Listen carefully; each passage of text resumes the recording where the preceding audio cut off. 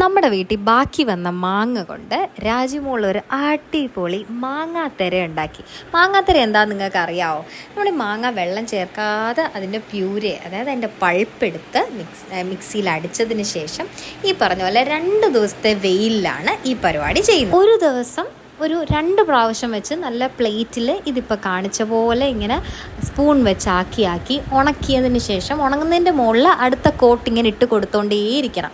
അങ്ങനെ അത് ഒരു ദിവസം 2-3 നേരം ഉണക്കിയാൽ 2 ദിവസം കൊണ്ട് നമുക്ക് അത്യാവശ്യം നല്ല കട്ടിയിൽ ഇത് കിട്ടും. 2ാമത്തെ ദിവസം വൈകുന്നേരം നമുക്കിതുപോലെ പ്ലേറ്റ് ചെയ്യുന്ന ഇങ്ങനെ ഈസിലി ഇതിങ്ങനെ ഇളക്കിയെടുക്കാൻ പറ്റും. ഭയങ്കര സാറ്റിസ്ഫൈങ് ഒരു പ്രോസസ്സാണ്. ഇതിങ്ങനെ ഇളക്കിയെടുക്കുന്നത് കാണുമ്പോൾ തന്നെ ഭയങ്കര രസമാണ്.